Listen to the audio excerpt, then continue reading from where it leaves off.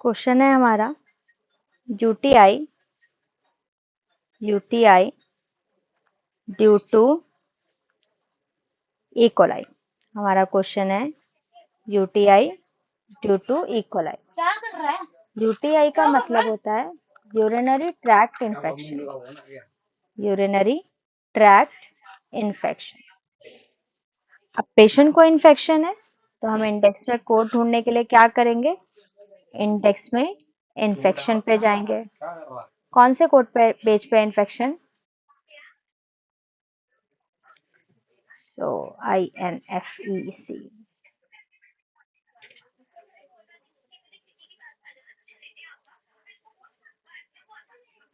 ये रहा हमारा इन्फेक्शन। इन्फेक्शन के अंदर पेशेंट को है यूरिनरी ट्रैक्ट इन्फेक्शन, तो हमें यू पे जाना है। अभी ए चल रहा है तो और स्क्रॉल करते हैं। हमें यू पे जाना है तो ऊपर करते हैं भाई।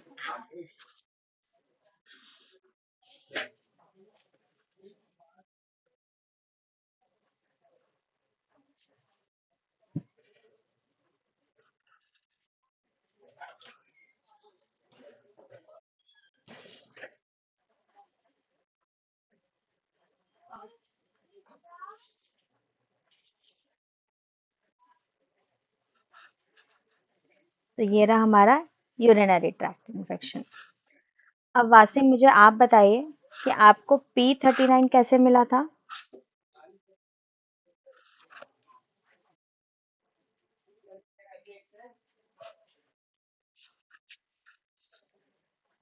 क्या कह रहे हैं आप?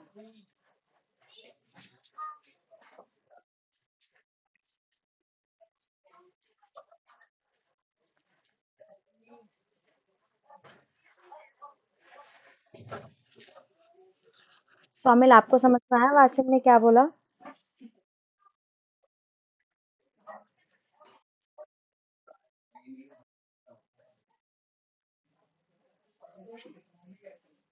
ठीक है वासिम, P39.3 गलत है कोड। करेक्ट कोड है हमारा N39.0, क्योंकि पेशेंट को इन्फेक्शन है, यूरिनरी ट्रैक्ट इन्फेक्शन है, तो correct code should be N39.0। ठीक है, अब आते हैं अपने सेकेंड पॉइंट पे। हमारी कोडिंग का प्रोसेस क्या है कि हम पहले कोड ढूंढेंगे, फिर उसको कंप्लीट करेंगे।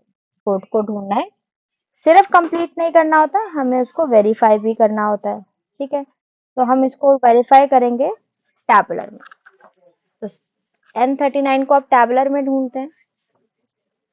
ये हमारा IJKLM, तो 800 देखते हैं, 830 देखते हैं। ठीक है, तो जब हम N39.0 पे जाएंगे, IJKLMN, तो 900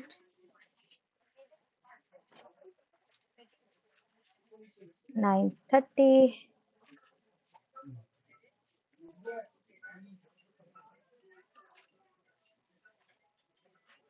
950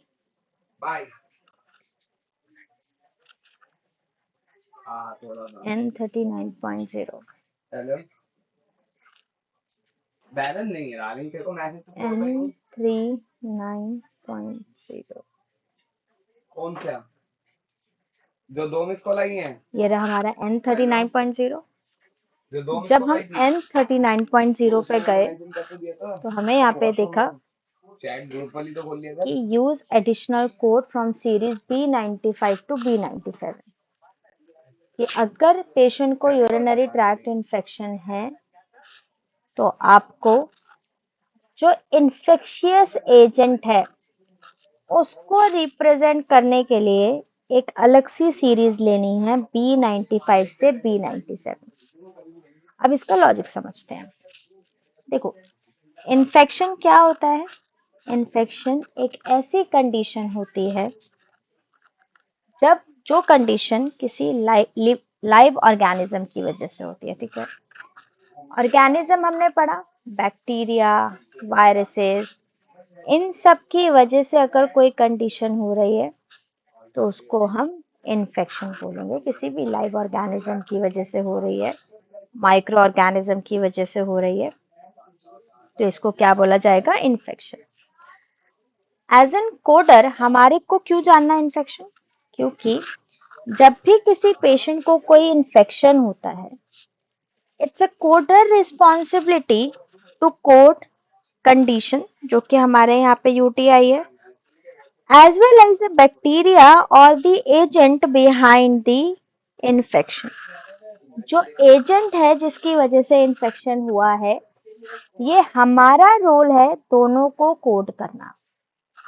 अगर हमें कोई सिंगल कोड मिलता है दोनों को रिप्रेजेंट करने के लिए, जैसे कि अभी एक एग्जांपल देखेंगे हम A41.01, जिसमें डिसीज भी होगी और एजेंट भी होगी, तब तो हम सिंगल कोड ले सकते हैं। बट अगर हमारे पास कोई सिंगल कोड नहीं है, जैसे यहाँ यूटीआई के कोड में हमारे पास एजेंट इंक्लूडेड नहीं है। यूटीआई का कोड अगर हम देखें, यहाँ पे कहीं नहीं लिखा ना ई कोलाई का, तो यूटीआई के कोड में एजेंट इंक्लूडेड नहीं है। तो जब कोड में इन्फेक्शियस कंडीशन में एजेंट इंक्लूड नहीं होता, तब हमें एजेंट सेपरेटली कोड करना होता है। और उस एजेंट को सेपरेटली कोड करने के लिए हम क्या करते हैं? B95 से B97 की सीरीज को फॉलो करते हैं। B95 से B97 हमेशा सेकेंडरी जाता है, इसको आप कभी भी प्राइमरी नहीं लोगे। B95 से B97 हमेशा सेकेंडरी जाएगा, कभी भी प्राइमरी नहीं जाएगा। B95 से B97 का कोड मिलता कैसे है? हम इंडेक्स में जाएंगे, इन्फेक्शन पे, तो इंडेक्स कहाँ है? इंडेक्स में इन्फेक्शन पे चलते हैं। ये अभी आई चल रहा है, तो हमें इन्फेक्शन पे जाना है। तो इस पेज पे तो नहीं मिलेगा क्योंकि एलियस तक है, तो IN पे जाना है।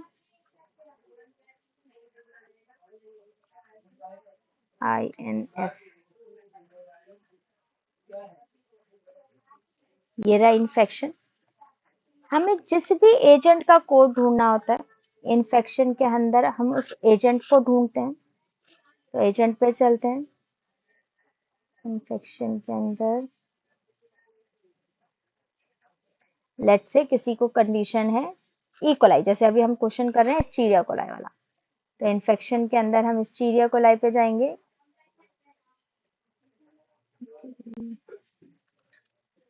F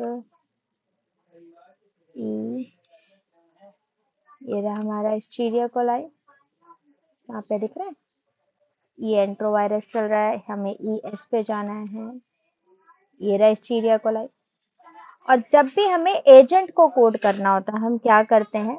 उसके अंदर जो ऑर्गेनिज्म है उसके अंदर से एज अ कॉज वाला कोड लेते हैं। तो एक बार फटाफट जल्दी जल्दी समझ लेते हैं कि जब भी हमें इन्फेक्शन कोड करना होता है, तो it's our responsibility to code the infection, जो भी कंडीशन हो रही है इन्फेक्शन की वजह से, जहां का भी इन्फेक्शन है, एज वेल एज एजेंट और कॉज बिहाइंड द इन्फेक्शन। अगर आपके पास कॉम्बिनेशन कोड है दोनों का, तो आप कॉम्बिनेशन कोड लगा दोगे। अगर कॉम्बिनेशन कोड अवेलेबल नहीं है, तो आप उसमें क्या करोगे? आप कंडीशन को पहले कोड करोगे और कॉज को सेपरेटली सेकेंडरी कोड करोगे। और जो कॉज का कोड होगा वो B95 से B97 का होगा। कॉज का कोड ढूंढने के लिए करेंगे क्या? हम इंडेक्स में इन्फेक्शन पे जाएंगे। इन्फेक्शन के अंदर हमारा जो भी एजेंट होगा, जो भी कॉज होगा, उसको अल्फाबेटिकली उस एजेंट पे जाएंगे। ये रहा एजेंट, और उसके अंदर से एज अ कॉज वाला कोड लेंगे, जो कि हमारा B95 से B97 की सीरीज का होगा। तो हमारा B2620 आ गया। तो इस केस में ये जो हमारा क्वेश्चन था यूटीआई ड्यू टू इकोलाई, इसमें दो कोड जाने थे, N39.0 एंड B26.20। दो कोड क्यों ले? ये N39 का है, आई मीन यूटीआई का है, और ये एस्चीरिया कोलाई का है। तो जब भी इन्फेक्शन के कोड में एजेंट इंक्लूड नहीं होता, तब हम एजेंट को सेपरेटली कोड करते हैं। अगर हमारे कोड में एजेंट ऑलरेडी इंक्लूडेड है, जैसे एक एग्जांपल देखते हैं, लेट्स से A41.51, यहाँ पे देखो sepsis due to E coli, तो हमें इस कोड में ही कंडीशन और एजेंट में मिला। तो अगर एक ही कोड में कंडीशन और एजेंट दोनों इंक्लूडेड होते हैं तो हम उन दोनों का सेम कोड ही लेते हैं। इसमें हम साथ में बी कोड नहीं करेंगे। क्यों नहीं करेंगे? क्योंकि वो इसके अंदर इंक्लूडेड है। समझ में आया आप दोनों को, तीनों को? सॉरी।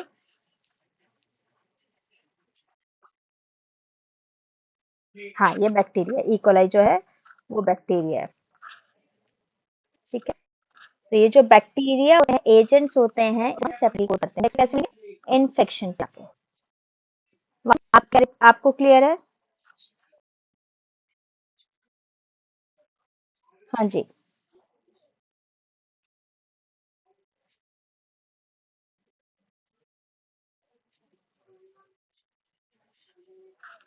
वासिफ, मुझे ना आपकी आवाज बिल्कुल भी समझ नहीं आती है। आप या तो हेडफोन्स हटाओ या फिर कुछ तो है, कुछ गड़बड़ है। और ऐसे। हाँ हाँ। हाँ, सेप्सिस ड्यू टू इकोलाई जो है ये रहा, उसका कोड A4151 हो गया। अब इसके साथ आप B96 कोड नहीं करोगे। क्यों नहीं करोगे? क्योंकि इसके अंदर ऑलरेडी इंक्लूडेड है। क्लियर?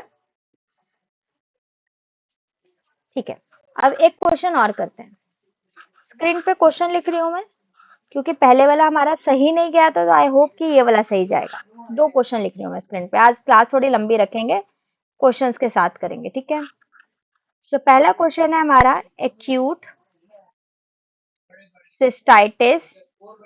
सिस्टाइटिस का मतलब inflammation of bladder. Acute, acute का मतलब होता है कोई भी चीज जो करंट में हो रही है। एक्यूट जो लिखा है, एक्यूट का मतलब कोई भी चीज करंट में या एक्टिव है। सिस्टाइटिस मीन्स जिस भी वर्ड के पीछे आइटिस आ जाए। आइटिस क्या रिप्रेजेंट करता है? Inflammation. Very good. Itis represent करता है इन्फ्लामेशन, और यही आपका रेफरेंस वर्ड होता है। तो acute cystitis due to, let's से,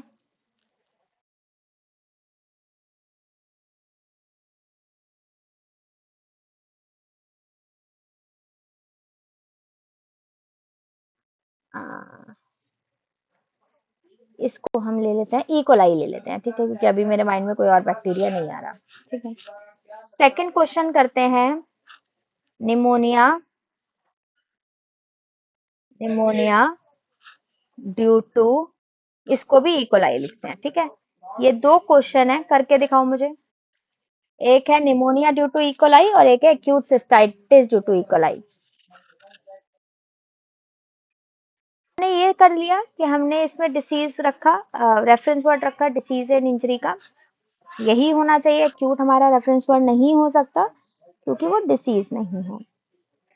अब आते हैं अपने सेकंड पॉइंट पर। अब हमें कोड ढूंढना है। कंडीशन क्या है? Acute cystitis due to E coli. अब यहाँ पे मुझे वासिम आप बताओ कि रेफरेंस वर्ड क्या होना चाहिए?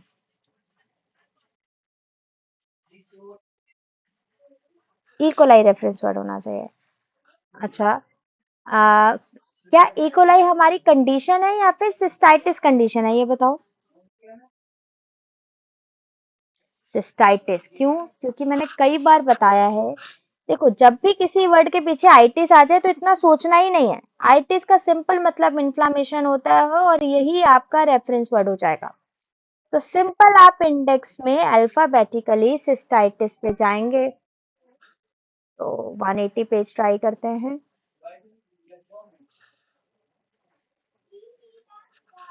डी।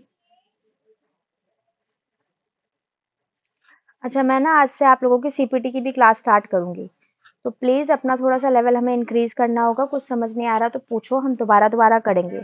और आज की क्लास और कल भी, आज अगर सीपीटी की नहीं हुई तो कल होगी। तो अब से आपकी वीक में 4 क्लासेस होंगी, ठीक है?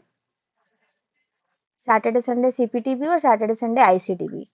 ठीक है वासिम? चलो, सौमिल आपको तो कोई इशू नहीं है इसमें? कोई टाइम मैनेज हो जाएगा? बढ़िया, गुड। कहाँ पे है भाई? हमें सिस्टाइटिस पे जाना है, हम कॉम्प्लिकेशन पे। दीक्षा आपको भी कोई इशू नहीं है ना इसमें? परफेक्ट। सिस्टाइटिस।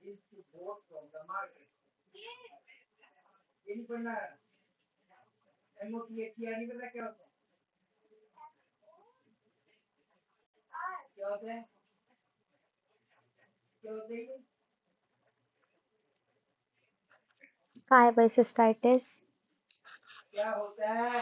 ये रहा हमारा सिस्टाइटिस। अब सौमिल क्या हुआ था? देखो हमारे केस में क्या मेंशन है यहाँ पे? सिस्टाइटिस के आगे एक्यूट मेंशन है ना? एग्जैक्टली तो हमने सिस्टाइटिस के अंदर जो भी हमारा क्वालिफायर है वो ढूंढना है।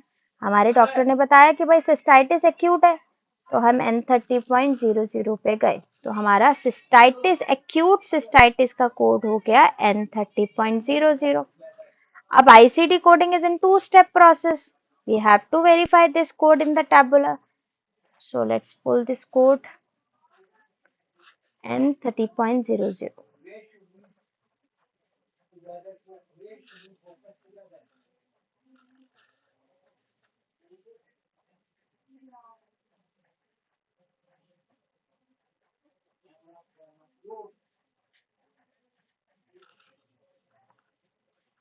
N29, ये रहा हमारा N30.00।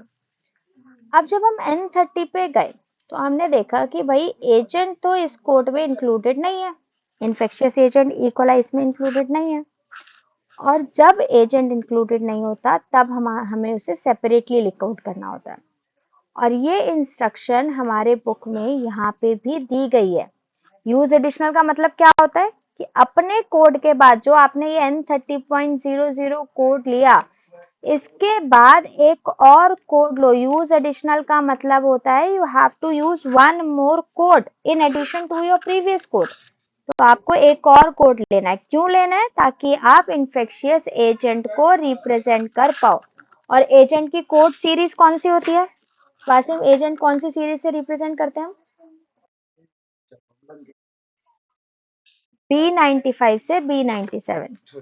अब एजेंट का कोड ढूंढने के लिए फिर से रिपीट कर रहे हैं, एजेंट का कोड ढूंढने के लिए इंडेक्स में इन्फेक्शन पे जाएंगे। इन्फेक्शन के अंदर जो भी एजेंट है, जैसे हमारे केस में तो अभी इकोलाई है, राइट?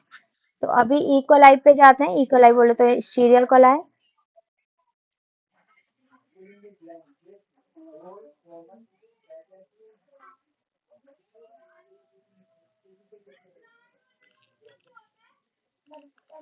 कहाँ है भाई सीरियल कोलाई? दिख रहा है?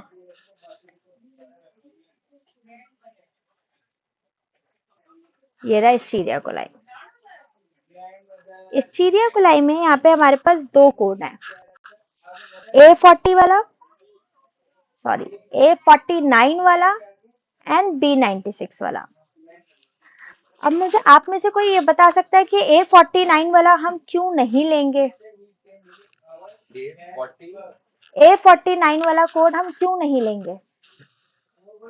ये जो स्टीरिया कोलाई का कोड है A49.8, ये वाला कोड हम क्यों नहीं लेंगे?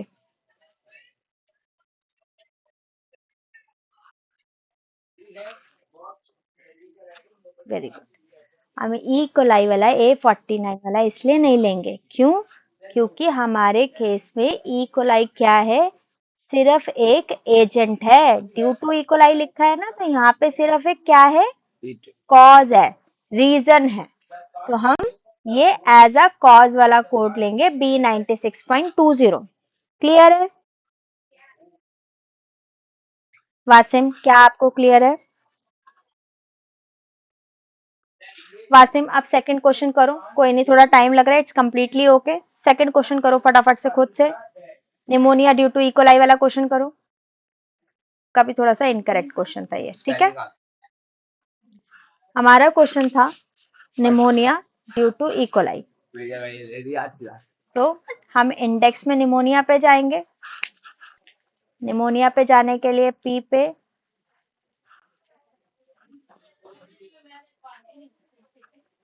PNE न्यूमोफिनोसिस, ये रहा हमारा निमोनिया। सौमिल, निमोनिया तक पहुंच गए थे आप?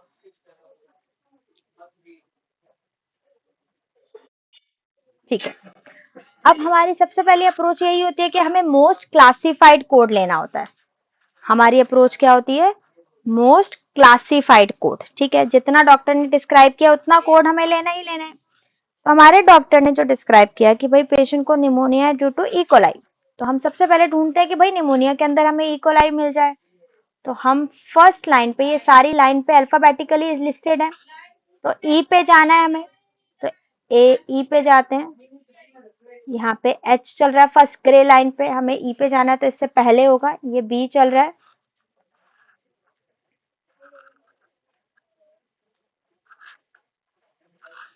ये रहा हमारा इकोलाई।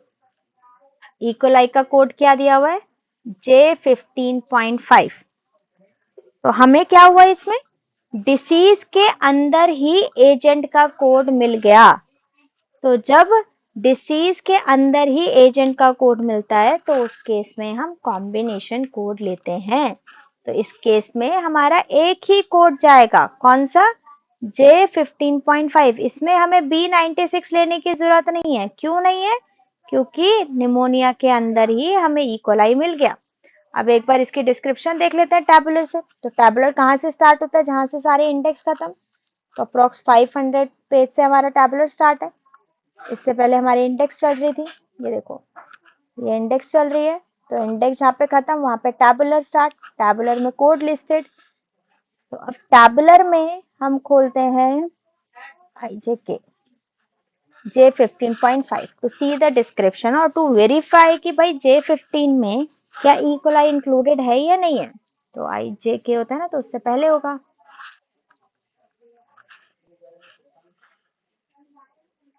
IJKL। ये J98 चल रहा है तो हमें और ऊपर जाना पड़ेगा।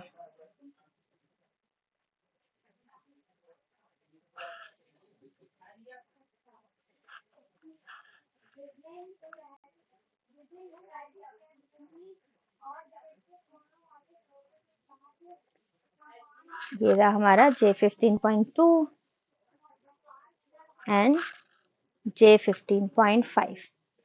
तो जब हम J15.5 पे आए, हमें दिखा कि भाई इसी कोड में निमोनिया कंडीशन भी इंक्लूडेड है और एजेंट भी इंक्लूडेड है। तो जब दोनों इंक्लूडेड होते हैं तब हम एजेंट को सेपरेटली कोड नहीं करते। क्या इसमें किसी भी चीज का कोई डाउट है किसी को भी, वासिम, कोई भी क्वेश्चन? क्या अब मैं एक रैंडम क्वेश्चन दूं, क्या वो क्वेश्चन सबका सही जाएगा, वासिम और सोमिल? चलो, ये लास्ट क्वेश्चन करेंगे हम इस सेशन, इसका, इस टॉपिक का लास्ट क्वेश्चन ट्राई करेंगे, ठीक है। So question will be sepsis due to MRSA। MRSA क्या होता है, methicillin resistant staphylococcus aureus. Patient को बैक्टीरिया है, MRSA is also a bacteria. MRSA, MRSA का मतलब मेथिसिलिन रेसिस्टेंट। मेथिसिलिन, जिस भी वर्ड के पीछे इलेन आ जाए, देखो जैसे ये लिखा है ना मेथिसिलिन, तो जिस भी वर्ड के पीछे इलेन आ जाए दैट इज अ एंटीबायोटिक। तो इस बैक्टीरिया का नाम है स्टेफिलोकोकस ऑरस और इस पे एंटीबायोटिक रेसिस्टेंट है, तो ये MRSA। तो आप सेप्सिस ड्यू टू MRSA का कोड ढूंढ के दिखाओ भाई फटाफट से।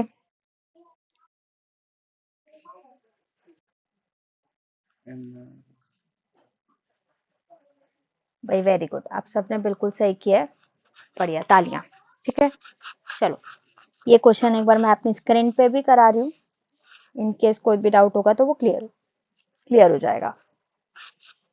तो हमारी कंडीशन क्या थी, सेप्सिस। हम इंडेक्स में सेप्सिस पे ही जाएंगे, वेरी गुड। सेप्सिस क्या होता है, ब्लड स्ट्रीम इन्फेक्शन होता है, ब्लड में जब इन्फेक्शन हो जाता है तो उसको हम सेप्सिस बोलते हैं। तो आप लोगों ने अप्रोच बिल्कुल सही ली है, आप इंडेक्स में सेप्सिस पे ही गए हो, तो सेप्सिस पे चलते हैं। वासिम, कौन से पेज पे है सेप्सिस? SEP,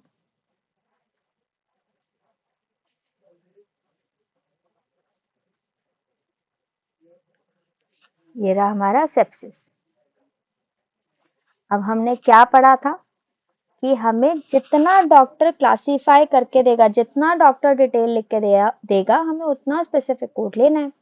हमारे डॉक्टर ने लिख के दिया कि भाई सेप्सिस है ड्यू टू MRSA, तो हम MRSA का फुल फॉर्म पढ़ा, क्या था? Methicillin resistant staphylococcus ऑरेस। तो मैंने आपको बताया था कि बैक्टीरिया स्टेफिलोकोकस ऑरेस, इस पे मेथिसिलिन काम नहीं कर रही है, तो हम सेप्सिस पे गए। इसके अंदर हमें MRSA देखना, तो वो भी डायरेक्ट देख सकते हैं अल्फाबेटिकली। तो फर्स्ट A चल रहा है, फिर ये B चल रहा है, C चल रहा है, हमें M पे जाना है। आपको फर्स्ट अलाइनमेंट देखना है कि उसी के अकॉर्डिंग जाना है, ठीक है? ये A, B, C, H, E, G, M, और हमें ढूंढना है MRSA, नॉट MSSA। सो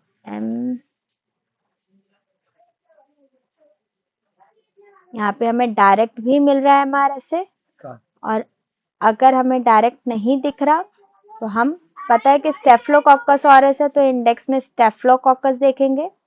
ये रहा स्टेफिलोकोकस, एस से स्टेफिलोकोकस। स्टेफिलोकोकस के अंदर मेथिसिलिन रेसिस्टेंट, हमारा कोड हो जाएगा A41.02,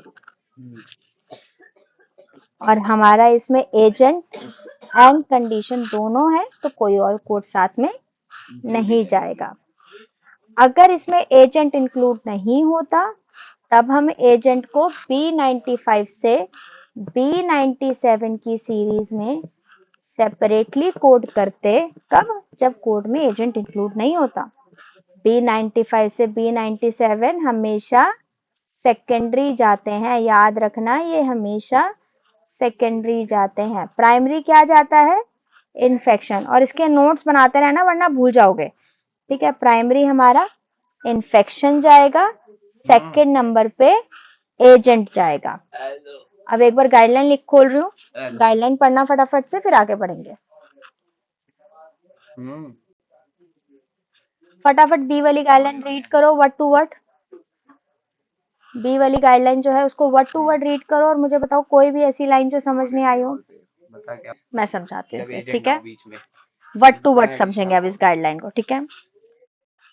अभी हमने जो पढ़ा सेम ये वही चीज डिस्क्राइब कर रहे हैं।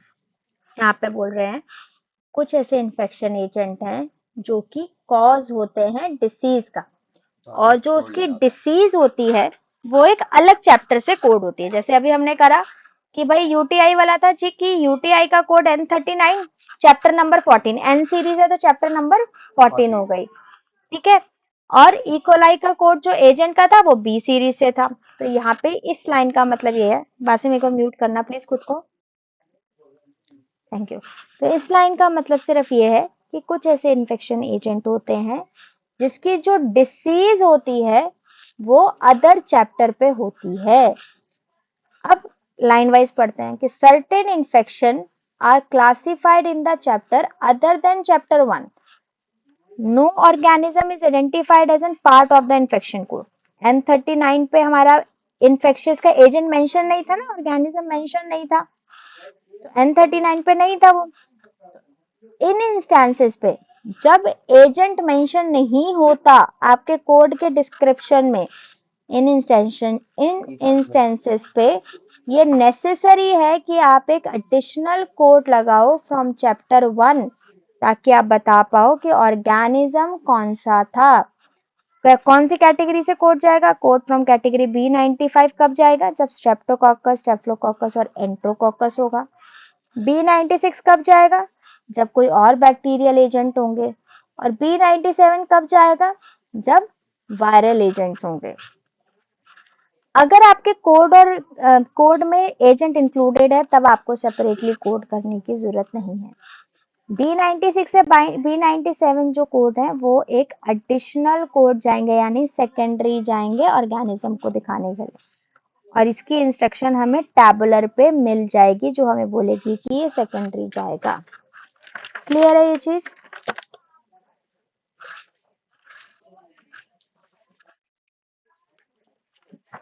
ठीक है। क्लियर है यहाँ तक वासिम? कोई क्वेश्चन? आगे बढ़ रही हूँ मैं। हाँ बताओ वासिम, क्या बोल रहे थे आप? कंटिन्यू, ठीक है जी, आगे बढ़ते हैं। नेक्स्ट गाइडलाइन है हमारी infection resistant to the antibiotic. कुछ ऐसे इन्फेक्शन होते हैं जिस पे एंटीबायोटिक्स काम नहीं करती। दोबारा बोल रही हूं मैं, एक बार फिर से सुनना। कुछ ऐसे इन्फेक्शंस होते हैं जिस पे एंटीबायोटिक काम करना बंद कर देती है। इन्फेक्शन के लिए हमें क्या देना होता है? पेशेंट को इन्फेक्शन के लिए हम एंटीबायोटिक ही देते हैं ना। बट अगर इन्फेक्शन पे एंटीबायोटिक काम करना बंद कर देती है तो एज एन कोडर हमें क्या करना होता है भाई? हमें पहले इन्फेक्शन का कोड करना होता है और सेकंड नंबर पे रेसिस्टेंट का कोड। रेसिस्टेंट का कोड हम इसलिए करेंगे ताकि बता पाए कि कौन सी एंटीबायोटिक पेशेंट के इन्फेक्शन पे काम नहीं कर रही है। सबसे पहले इन्फेक्शन का कोड जाएगा, सेकंड नंबर पे आपका कोड जाएगा रेसिस्टेंट का, टू रिप्रेजेंट कि कौन सी एंटीबायोटिक पेशेंट के इन्फेक्शन पे काम नहीं कर रही। रेसिस्टेंट का कोड कैसे मिलेगा? इंडेक्स में रेसिस्टेंस पे जाके। जो मैंने बोला वो समझ आया? क्वेश्चन कर भेज लो, क्वेश्चन करते हैं, ठीक है? ठीक है, जब भी कोई पर्टिकुलर इन्फेक्शन पे कोई एंटीबायोटिक, इन्फेक्शन के लिए पेशेंट को एंटीबायोटिक दी जाती है ना, और हमें पता कैसे चलता है एंटीबायोटिक है? जिस भी वर्ड के पीछे इलिन आ जाए, जैसे एमॉक्सिलिन, इलिन आ गया तो ये एंटीबायोटिक। पेनिसिलिन, इलिन आ गया तो ये एंटीबायोटिक। जिस भी वर्ड के पीछे इलिन आ जाए उसका मतलब होता है कि वो एक एंटीबायोटिक है। तो जब भी ऐसा होता है कि पर्टिकुलर मेडिसिन एक इन्फेक्शन पे काम नहीं करती है तो उसमें हम क्या करते हैं? हम रेसिस्टेंट वाला कोड लगाते हैं इन्फेक्शन का पहले एंड रेसिस्टेंट का सेकंड नंबर पे, ठीक है?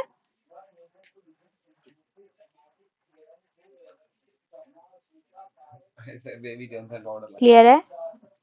अब आसिम क्वेश्चन भेजो।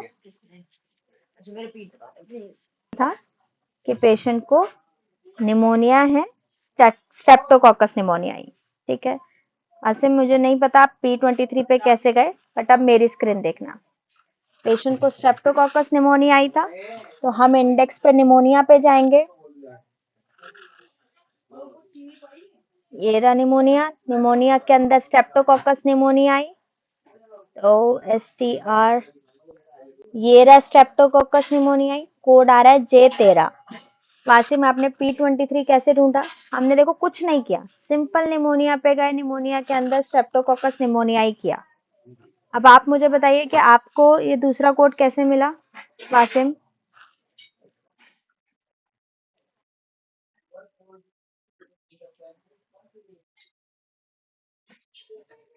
हाँ देखो, मैंने भी तो निमोनिया के अंदर ही देखा। आपने मुझे आंसर भेजा है P23, बट निमोनिया के अंदर P23 तो मुझे नहीं दिख रहा। ये कंजनाइटल पे है, कंजनाइटल तो लेने का कोई लॉजिक नहीं है। ये वायरस के अंडर कंजनाइटल पे आ रहा है, वो भी नहीं लेंगे।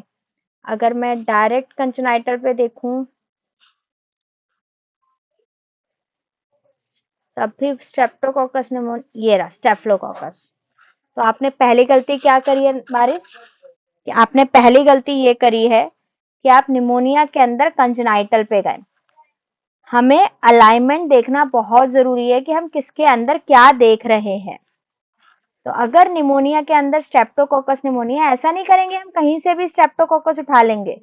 ये स्ट्रेप्टोकोकस हम नहीं ले सकते। क्यों नहीं ले सकते? क्योंकि ये कंजनाइटल के अंदर है। क्लियर है वारिस, वासिम?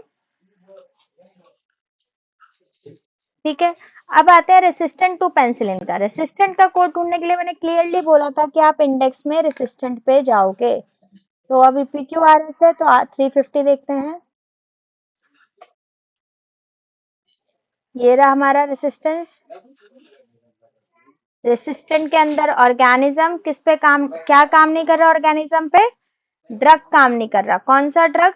भाई पेंसिलिन काम नहीं कर रहा। तो पेंसिलिन एंटीबायोटिक होता है, तो कोड हो गया हमारा J1611। तो हमारे जो कोड होंगे वो होंगे J13 as well as Z16.11। Clear है वारिस, वासिम? ठीक है, फटाफट अब रीड करेंगे और आगे बढ़ेंगे। ठीक है, कोशिश करनी है कि पहले रीड करके खुद समझना है, नहीं समझ में आएगा तो फिर मैं समझाऊंगी। ठीक है, सी वाली गाइडलाइन रीड करो फटाफट से।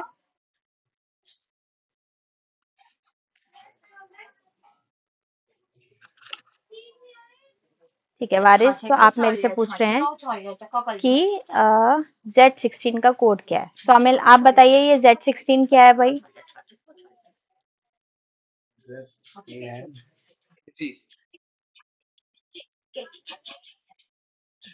Very good.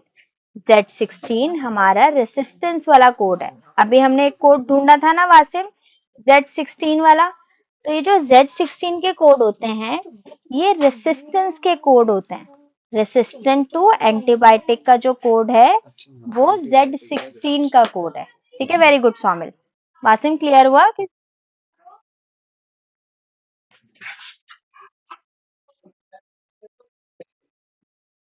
हाँ, पेनिसिलिन एंटीबायोटिक हो गई। जिस भी वर्ड के पीछे इलिन आया तो वो एंटीबायोटिक। अब रेसिस्टेंट मतलब कि उस पे वो काम नहीं कर रही है, कि भाई ये स्ट्रेप्टोकोकस निमोनिया, निमोनिया पे पेनिसिलिन काम नहीं कर रही है। ठीक है, तो जेड, हाँ इस केस में ट्रीटमेंट दूसरा देंगे। पेनिसिलिन की जगह कोई दूसरी सीवियर उसको एंटीबायोटिक चलाएंगे, या ग्रुप ऑफ सेट मतलब कपल ऑफ एंटीबायोटिक चला देंगे उसकी। तो प्लान चेंज करेंगे इसमें। ठीक है, वासिम क्लियर है यहाँ तक? आगे ना बहुत इंपॉर्टेंट टॉपिक पे जाना है, तो वासिम अगर क्लियर है तो बताओ, वरना हम फिर से डिस्कस करेंगे।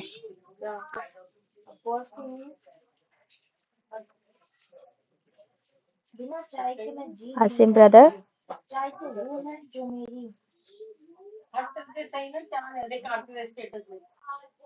हाँ सेम, आवाज आ रही है आपको?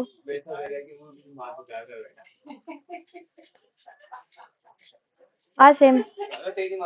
सौमिल, दीक्षा, आप लोगों को आ रही है ना मेरी आवाज? अच्छा ठीक है वासिम, मैं ये कंसीडर कर रहा हूँ। मैं एक बार फिर समझा देती हूँ, फिर हम इसे आगे बढ़ेंगे। ठीक है, देखो यहाँ पे क्या है, इन्फेक्शन रेसिस्टेंट टू एंटीबायोटिक। कई सारे बैक्टीरियल इन्फेक्शन ऐसे होते हैं, याद रखना, बैक्टीरियल इन्फेक्शन। एंटीबायोटिक बैक्टीरिया पे तो दी जाएगी, वायरस पे क्या दिया जाता है? एंटी रेट्रोवायरल दिया जाता है। ठीक है, कई सारे बैक्टीरियल इन्फेक्शन ऐसे होते हैं जो करंट एंटीबायोटिक जिस पे काम नहीं करती है, तो उस केस में ये नेसेसरी होता है कि पहले हम इन्फेक्शन को आइडेंटिफाई करें, उसके बाद रेसिस्टेंट को आइडेंटिफाई करें। और रेसिस्टेंट को रिप्रेजेंट करने के लिए हमें Z16 की कैटेगरी लगानी होती है टू रिप्रेजेंट कि भाई ये रेसिस्टेंट है। क्लियर? ये मुझे दे दो लाल। बढ़ जाऊं आगे?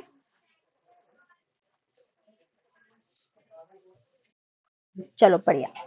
अब काफी इंपॉर्टेंट टॉपिक है, तो सब ध्यान से सुनना। हाँ, नेक्स्ट टॉपिक है हमारा sepsis, severe sepsis and septic shock. Sepsis, severe sepsis, severe sepsis and septic shock.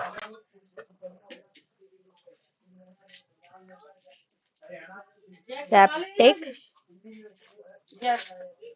Shock.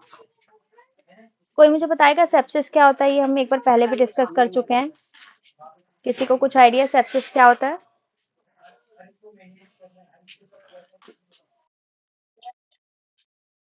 Exactly, sepsis होता है, और याद रखना साथ ही साथ नोट्स बनाते रहना, डेफिनेशन इसकी लिखते रहना, जैसे मैं यहाँ पे लिखूंगी। ठीक है, सेप्सिस होता है ब्लड स्ट्रीम इन्फेक्शन। सेप्सिस का मतलब ब्लड स्ट्रीम इन्फेक्शन। जब ब्लड में इन्फेक्शन होता है तो उसको हम सेप्सिस बोलते हैं। ब्लड में जब इन्फेक्शन होता है तो उसको हम सेप्सिस बोलते हैं। अब ऐसा भी नहीं करना कि अगर ब्लड इन्फेक्शन लिखा है तो आप लोगों ने खुद से सेप्सिस कर दिया। As a coder we are not allowed to जज एनीथिंग, बट सेप्सिस का जो सिंपल मतलब होता है वो सिंपल सा इतना होता है कि जब ब्लड में इन्फेक्शन होता है तो उसको हम सेप्सिस कहते हैं। ये देखो, एक लाइफ थ्रेटनिंग कंडीशन होती है जिसमें ब्लड में जब इन्फेक्शन चला जाता है जिसकी वजह से टिश्यू डैमेज हो जाते हैं, ऑर्गन फेलियर हो जाता है और इवन डेथ हो जाती है, उसे हम सेप्सिस कहते हैं। तो सेप्सिस कोई छोटी मोटी कंडीशन नहीं है, काफी सीवियर कंडीशन है कि इससे पेशेंट की डेथ तक भी हो सकती है। ठीक है, अब सेप्सिस के जो कोड होते हैं वो होते हैं A40 और A41 की सीरीज के। सेप्सिस के कोड जो होते हैं A40 और A41 की सीरीज के होते हैं। नेक्स्ट आते हैं सीवियर सेप्सिस। सीवियर सेप्सिस क्या होता है? मैं इसका कलर चेंज करके रखती हूँ ताकि आप लोगों को याद रहे। तो सीवियर सेप्सिस होता है ऑर्गन डिसफंक्शन, इसे इजी लैंग्वेज में समझने के लिए, ठीक है, organ dysfunction due to sepsis. जब पेशेंट का ऑर्गन डिसफंक्शन हो जाता है सेप्सिस की वजह से। ऑर्गन डिसफंक्शन का क्या मतलब हो सकता है, जल्दी बताओ। ऑर्गन डिसफंक्शन काम नहीं कर रहा। ऑर्गन डिसफंक्शन का मतलब होता है जो हमारे मेजर मेजर ऑर्गन होते हैं ना, जैसे किडनी, लंग, लिवर, वो प्रॉपर काम नहीं कर रहा, फंक्शन उसके प्रॉपर नहीं है। डिसफंक्शन मीन्स फंक्शनली वो फंक्शन प्रॉपर नहीं कर रहा, that is organ dysfunction. So organ dysfunction due to sepsis, उसे हम सीवियर सेप्सिस कहते हैं। सीवियर सेप्सिस की कोडिंग कैसे करते हैं अब ये जानते हैं। सीवियर सेप्सिस की कोडिंग करने के लिए हम सबसे पहले कोड लगाते हैं एटियोलॉजी का। एटियोलॉजी क्या है भाई? यहाँ पे क्या होती है एटियोलॉजी, हमने डिस्कस करी थी ना पहले। एग्जैक्टली, वेरी गुड शामिल। सो एटियोलॉजी का मतलब होता है जो प्राइमरी रीजन होता है कंडीशन का, उसको एटियोलॉजी कहते हैं। और एटियोलॉजी आईसीडी के अकॉर्डिंग हमेशा प्राइमरी जाती है। तो पेशेंट का ऑर्गन डिसफंक्शन है ड्यू टू सेप्सिस, तो इस केस में सेप्सिस हमारी एटियोलॉजी हुई क्योंकि सेप्सिस की वजह से ऑर्गन डिसफंक्शन हो रहा है। तो इस केस में सेप्सिस आपका प्राइमरी जाएगा। क्यों जाएगा सेप्सिस प्राइमरी? क्योंकि भाई यही हमारी एटियोलॉजी है, यही मेन रीजन है, मेन कंडीशन है, तो सेप्सिस आपका प्राइमरी हो गया। सेकंड कोड है आपका सीवियर सेप्सिस। सेकंड आपका क्या कोड जाएगा? Severe sepsis. सीवियर सेप्सिस का क्या कोड है? R65.20 हमारा जो कोड है वो है सीवियर सेप्सिस का।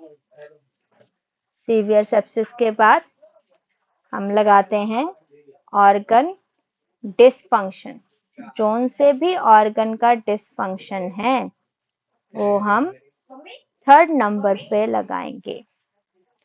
तो पहला कोड आपका सेप्सिस का जाएगा, दूसरा कोड आपका सीवियर सेप्सिस का जाएगा और तीसरा कोड आपका ऑर्गन डिसफंक्शन का जाएगा। तो जब भी किसी पेशेंट को सीवियर सेप्सिस होगा आपको एटलीस्ट 3 कोड लगाने हैं।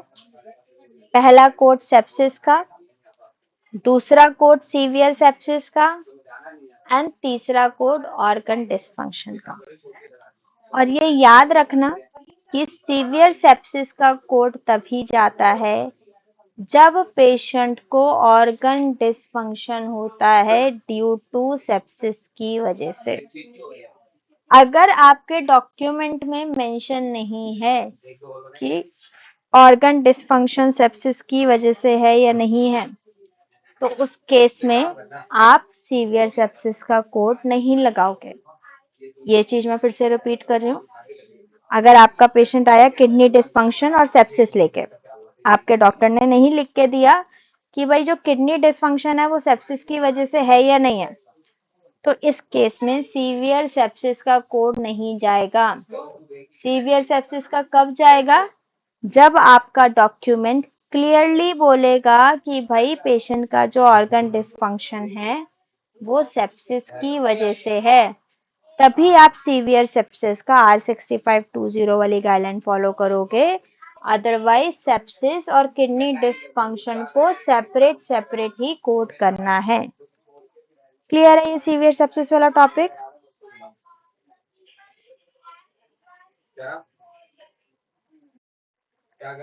दीक्षा आपको समझ आया? वासिम आपको समझ आया?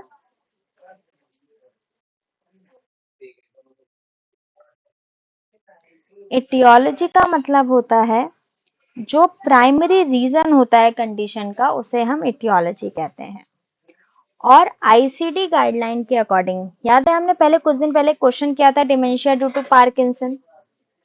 आईसीडी गाइडलाइन के अकॉर्डिंग एटियोलॉजी हमेशा प्राइमरी जाती है, ठीक है, जिसमें जो मेन कंडीशन है। एग्जाम्पल कोई दूसरा लेते हैं, ठीक है, इजी समझने के लिए। जस्ट सपोज एक पेशेंट को कोविड की वजह से क्या हुआ, रेस्पिरेटरी फेलियर हो गया, तो अब इस केस में एटियोलॉजी क्या हुई?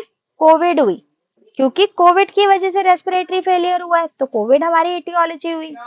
और आईसीडी गाइडलाइन के अकॉर्डिंग एटियोलॉजी हमेशा प्राइमरी ही जाती है, ठीक है। तो आपका रेस्पिरेटरी फेलियर चाहे जितना भी सीवियर क्यों ना हो, आपका प्राइमरी कोड कोविड ही जाएगा। क्यों? क्योंकि वो एक एटियोलॉजी है। क्लियर है वासिम?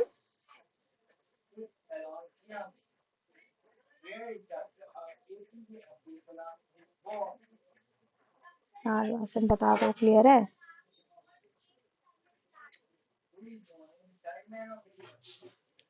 ओके, मैं आगे बढ़ रही हूँ, ठीक है। चलो जी, सीवियर सेप्सिस में आप सेप्सिस का पहले लगाएंगे,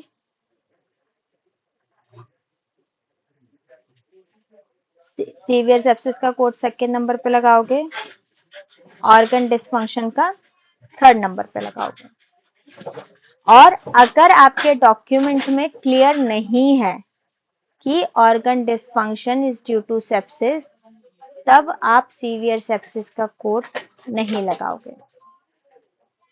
अब आते हैं अपने सेकेंड टॉपिक पे, I mean third topic, that is severe septic shock, ठीक है। तो मैंने सीवियर सेप्सिस वाला आप लोगों को अच्छे से समझा दिया। अब क्वेश्चन दूंगी, अगर गलत गया क्वेश्चन तो फिर मैं क्वेश्चन पूछूंगी आप लोगों से कि भाई आपने पहले क्यों नहीं बताया, ठीक है। थर्ड टॉपिक पे आते हैं, सेप्टिक। हाँ बात, देखो मैंने बोला था सीवियर सेप्सिस की कोडिंग में, आप सीवियर सेप्सिस की कोडिंग की गाइडलाइन तभी फॉलो करोगे जब आपके डॉक्यूमेंट में क्लियरली लिखा होगा कि जो ऑर्गन डिसफंक्शन है वो ड्यू टू सेप्सिस है, तभी आप सीवियर सेप्सिस कोड करोगे। और सीवियर सेप्सिस की कोडिंग में सेप्सिस पहले, सीवियर सेप्सिस सेकंड नंबर पर और ऑर्गन डिसफंक्शन थर्ड नंबर पे।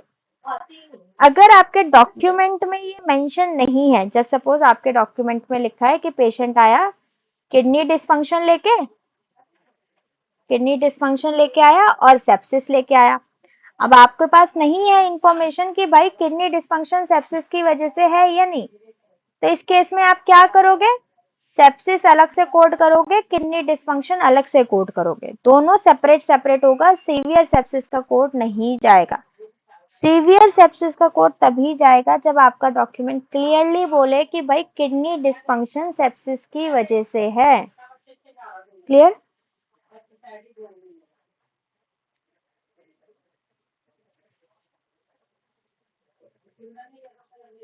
कोई क्वेश्चन भाई?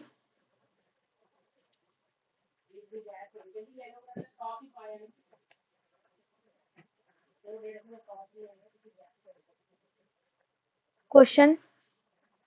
किस चीज? आगे बढ़ रही हूँ, सेप्टिक शॉक पे आ रही हूँ मैं, ठीक है। नेक्स्ट आते हैं सेप्टिक शॉक। सेप्टिक शॉक क्या होता है भाई? Septic shock is organ failure due to sepsis. Organ failure due to sepsis. So सबसे पहले इसमें भी आप etiology कोड करोगे। etiology आपकी क्या है? sepsis है भाई, ड्यू टू sepsis है ना, जो मेन कंडीशन होती है दैट इज योर etiology। तो इसमें भी आप sepsis प्राइमरी नंबर पे कोड करोगे। etiology जो रहेगी that will be your primary diagnosis. Second number पे आप क्या करोगे? Septic shock. सेकेंड नंबर पे सेप्टिक शॉक का कोड होगा जो कि R65.21 है। एंड थर्ड नंबर पे ऑर्गन फेलियर। थर्ड नंबर पे ऑर्गन फेलियर। याद रखना ये जो R6520 है और R65.21 है, ये दोनों ना एक लिंकेज कोड होते हैं। ये कोड हमेशा सेकेंडरी जाते हैं, ऑलवेज सेकेंडरी। क्यों जाते हैं सेकेंडरी? क्योंकि पहले आपको इटियोलॉजी कोड करनी ही करनी है। साथ ही साथ ये सेप्टिक शॉक के क्या होते हैं? लिंकेज कोड होते हैं। क्या लिंकेज प्रोवाइड करते हैं? ये लिंकेज प्रोवाइड करते हैं बिटवीन दी, पर्पल से देखते हैं, between the organ failure and the sepsis. ये हमें बताते हैं कि भाई ये जो ऑर्गन फेलियर है ये सेप्सिस की वजह से है। अगर आप R65 नहीं लगाओगे तो क्या होगा? आप ये रिप्रेजेंट नहीं कर पाओगे कि ये जो ऑर्गन फेलियर है ये सेप्सिस की वजह से है। क्लियर है यहाँ तक?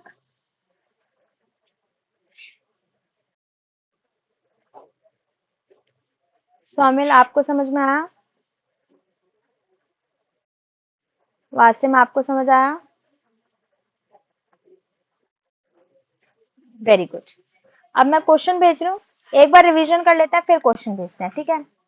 सो सेप्सिस में तो सिंपल A41 वाला कोड जाएगा, A40 और A41।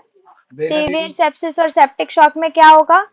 पहले आपका सेप्सिस का कोड जाएगा, फिर आपका R65.20 या फिर 21, अगर सीवियर सेप्सिस है तो 20, सेप्टिक शॉक है तो 21, फिर आपका ऑर्गन डिस्फंक्शन या फिर ऑर्गन डिस्फंक्शन या फिर फेलियर का कोड जाएगा। ये कब जाएगा? जब आपका डॉक्यूमेंट क्लियरली बोलेगा कि डिस्फंक्शन और failure is due to sepsis. Clear है यहाँ तक? चलो क्वेश्चन भेज लो, क्वेश्चन करते हैं अब, ठीक है। ठीक है, अब ये क्वेश्चन हम साथ में सॉल्व करेंगे। देखते हैं पहले क्या क्या आंसर किस किसने दिए हैं, फिर उसके बाद ये क्वेश्चन साथ में सॉल्व करते हैं। सो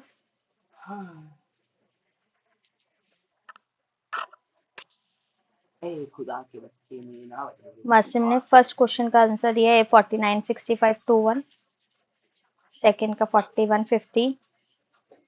ओके ठीक है, अपने घर ले जाएंगे दूसरे। चलो भैया क्वेश्चन अब साथ में करते हैं। दीक्षा का ठीक है, बाकी नहीं है ठीक। हमने अभी थोड़ी देर पहले पढ़ा सेप्सिस, सीवियर सेप्सिस और सेप्टिक शॉक में डिफरेंस। रिवीजन करके फिर ये क्वेश्चन की तरफ पढ़ेंगे। सेप्सिस क्या पढ़ा था हमने? ब्लड स्ट्रीम इन्फेक्शन जब भी होता है उसको हम सेप्सिस बोलते हैं, और उसकी कोडिंग जो होती है उसमें हम A40 और A41 का कोड लेते हैं। देन हमने पढ़ा था सीवियर सेप्सिस। सीवियर सेप्सिस का organ dysfunction due to sepsis. Then जिसमें हमने पढ़ा था कि सेप्सिस का कोड पहले लगेगा R6520 सेकेंड नंबर पे लगेगा एंड ऑर्गन डिस्फंक्शन नंबर पे लगेगा। सेप्सिस का कोड प्राइमरी लगेगा R6520 सेकेंड नंबर पे एंड ऑर्गन डिस्फंक्शन आपका थर्ड नंबर पे जाएगा सीवियर सेप्सिस के केस में। हमने एक पॉइंट पढ़ा था, सीवियर सेप्सिस तब जाएगा जब आपके डॉक्यूमेंट में ये क्लियरली मेंशन होगा कि जो सेप्सिस है वो जो है सेप्सिस। देन सेप्टिक शॉक पे आए थे। सेप्टिक शॉक मतलब क्लियरली मेंशन हो रही है ये जो है वो सेप्सिस की वजह से है, क्लियरली मेंशन हो रही है। उसमें भी सेप्टिक शॉक आते हैं और उनके लिए थर्ड नंबर पे क्वेश्चन आता है।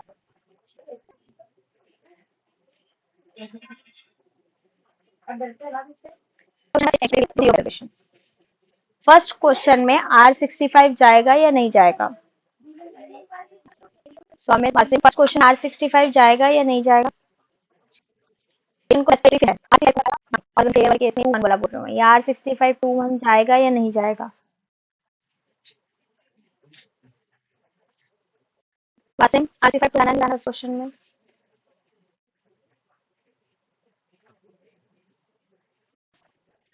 जाएगा, ठीक है। फर्स्ट क्वेश्चन में R65 नहीं जाएगा। एक्चुअली सीओडी का क्वेश्चन है, स्टेप्स के चक्कर में नहीं है। बताओ भाई क्यों नहीं जाएगा? क्लियर है, ये सीओपीडी एग्जर्बेशन की वजह से है, सेप्सिस की वजह से नहीं है। Failure due to sepsis. अगर सेप्सिस की वजह से नहीं है तो वो नहीं जाएगा। तो इस केस में हमारे पास कोड था A41 सेप्सिस का। Second respiratory failure, acute respiratory failure 90.00 and third acute COPD exacerbation. COPD exacerbation J41 A41 J96 00 जो रेस्पिरेटरी का है और थर्ड जाएगा 40.1। किसी को कोई भी डाउट इसमें? कोई कोड कैसे ढूंढा इसमें? कोई क्वेश्चन कोई? दोनों इसलिए मतलब अलग करेंगे।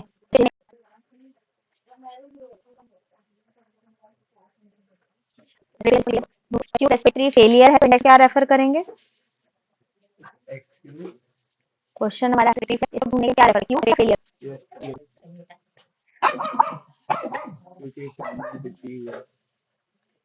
रेस्पिरेटरी फेलियर रेस्पिरेटरी में जाके फेलियर ढूंढना पड़ेगा। बताओ भाई वासिम, रेस्पिरेटरी पे जाना है, फेलियर में जाना है, एक्यूट पे जाना है?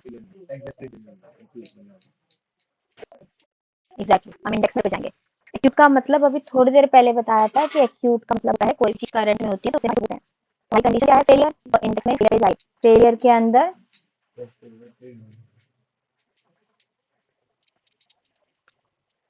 देखेंगे रेस्पिरेटरी। वासिम फेलियर के अंदर रेस्पिरेटरी देखेंगे क्योंकि रेस्पिरेटरी फेलियर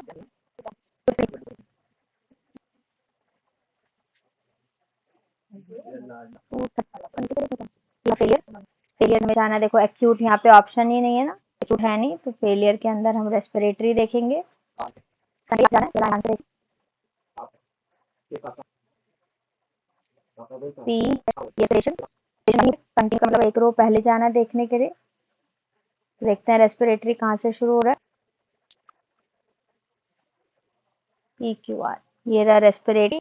रेस्पिरेटरी क्या है? जेन तो फर्स्ट आपका पेशेंट में मिलेगा। सीओपीडी पेशेंट समझ में आता है, समझ कैसे मिलेगा?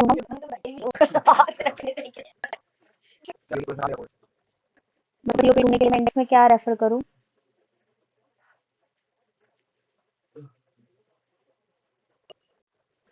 बुक में सीओपीडी का कोड है, बताओ इंडेक्स में क्या रेफर करना पड़ेगा? तो ये एंजाइम से है, ऑब्स्ट्रक्टिव ऑब्स्ट्रक्शन क्रिएट करने वाला पल्मोनरी पल्मो यानी लंग का थोड़ी सी जंगल रोड डिसीज है कंडीशन, तो हम जी से आएंगे। हाँ वेरी गुड, डिसीज में जाएंगे।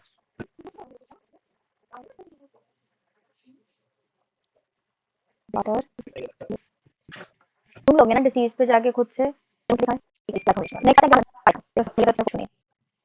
नेक्स्ट आता है थर्ड क्वेश्चन।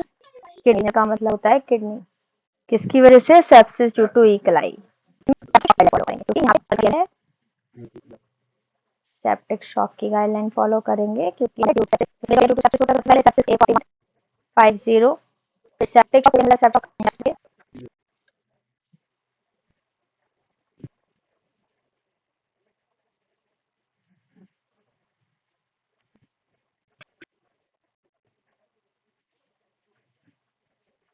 सेप्सन तो विद RC5.2 RC5 65.21 तो डायली का है तो इसका बताओ भाई कि क्या रेफरेंस वर्ड होना चाहिए हमारा फेलियर होगा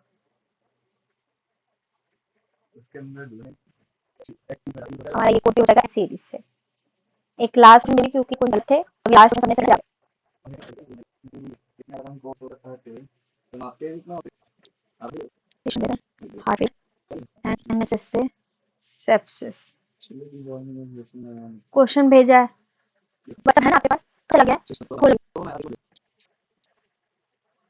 क्या लिखा है पीटी मतलब पेशेंट एमएसए एमएसए मतलब मेथिसिलिन एमएसएसए का है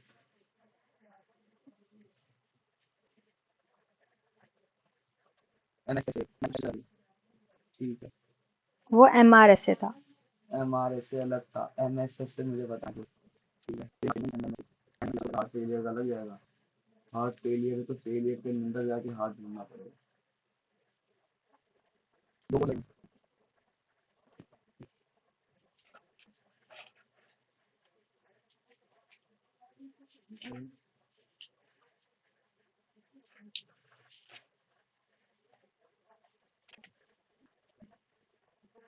ये रहा ग्राम नेगेटिव का पास है ना ग्राम नेगेटिव का क्वेश्चन है आपका जो पहले था जो कैसे कहाँ से ढूंढा है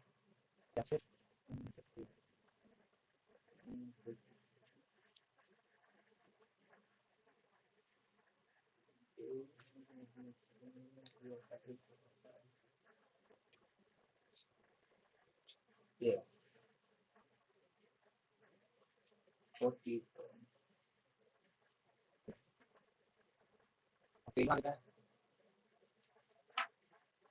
एफ पे मिलेगा फेलियर और कहीं से आर से स्पेलिंग होती है फेलियर की फेल स्पेलिंग बता हाँ ये है ना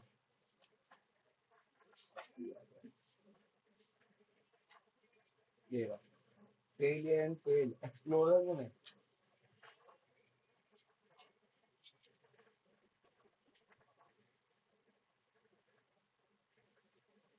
अरे तो एक्सप्लोर में आ रहा है फेलियर है ई के पहले होता है बाद में होता है अरे पर एक्सप्लोर में फेलियर लिखा है फेलियर वैसे कहीं नहीं लिखा है इसमें ये देखो explore failure failed and failure इसी में होगा ना मेन हाँ तो पर ई से हुआ ना फिर ये तो ई से लेके एफ तक के वर्ड्स फेलियर एंड फेल्ड क्या था फेल्ड हाँ एच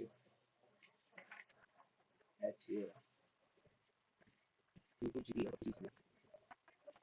से क्या गया फीवर अच्छा दवाई अलग होती है फेलियर में किस चीज से फेल था वो फीवर एफ एस ए देखा फेलियर फेलियर फेल्ड हो गया ना ये रहा हार्ट पीछे का ये में तो था हार्ट एक्यूट आपने लिखा ही नहीं कहीं हार्ट नहीं लिखा एक्यूट थोड़ी लिखा है एक्यूट स्ट्रेन तो सडन एक्यूट तो पैरेंथेसिस अच्छा में है ना सडन भी तो है सडन टाइम चला दे पूरी बुक में आ जाए। मेरा पुराना कोड था ये 41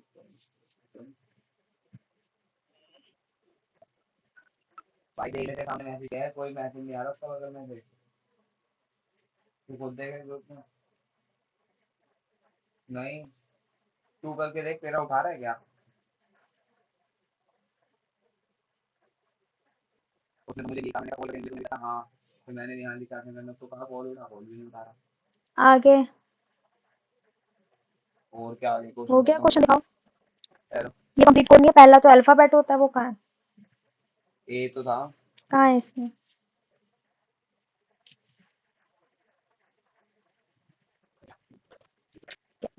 मेरी स्क्रीन देखो अब, ठीक है।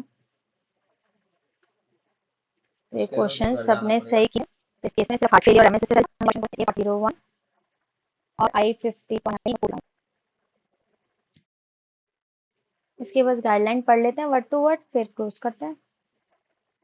डी का उसका ए पार्ट 7 बजे से रखा है, पहले साढ़े 1 बजे। और आईसीडी का मैं आपको देना बताऊँ फाइनल टाइम, क्योंकि आप लोगों को टाइम नहीं चाहिए ना, पकड़ लेंगे। अगर तो सकता है, इजी होगा। पहली बात, हाँ, आज शाम को 7 बजे।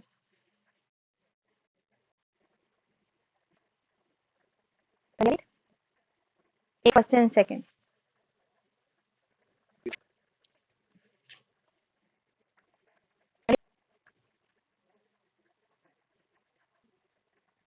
यहाँ पे पेशेंट का डायग्नोसिस लेके आया सेप्सिस का। अगर पेशेंट सेप्सिस लेके आएगा तो अंडरलाइंग जो इन्फेक्शन है, सिस्टमिक इन्फेक्शन का मतलब ऐसे इन्फेक्शन जो है उसी सिस्टम में पहले कोड करोगे। अगर ऑर्गेनिज्म मेंशन नहीं है तो A41.9 जाएगा। अगर ऑर्गेनिज्म नहीं है देन आते हैं 5.2 किसी सब्जेक्ट। आवाज कट रही है क्या? यार, 465 सेप्सिस हम तब साइन नहीं करें तो नॉट केस मेंशन प्रॉब्लम है। और इनकॉन्क्लूसिव एज सेप्सिस का हमारे पास कोई भी कोड नहीं है, हमारे कोई भी कोड नहीं है, तो इसमें हम डॉक्टर से क्वेरी करेंगे। यूरो का भी हमारे पास कोई भी कोड नहीं है, इसमें भी हम डॉक्टर से करेंगे भाई क्या कोड लगाना है। देन आता है sepsis with organ dysfunction. Sepsis के साथ अगर ऑर्गन डिसफंक्शन है हम क्या करेंगे, सी सेप्सिस की। अगर पेशेंट को सेप्सिस के साथ तो सी सेप्सिस की गाइडलाइन होगी। अगर डिसफंक्शन नहीं है वो नहीं, उसके में हम R65 वाला कोड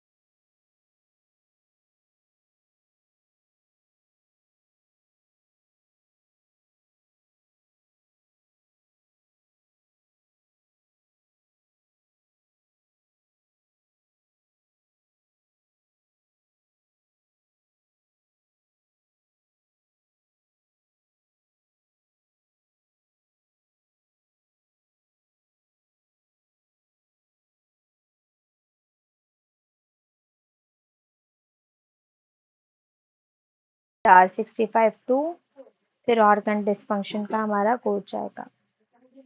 अगर वो मेंशन नहीं है कि ऑर्गन डिस्फंक्शन उसकी वजह से है तो हम उसे अलग अलग ही कोड करेंगे। यहाँ तक सबको क्लियर है? आगे बढ़ जाएं या फिर आज के लिए इतना ही काफी है?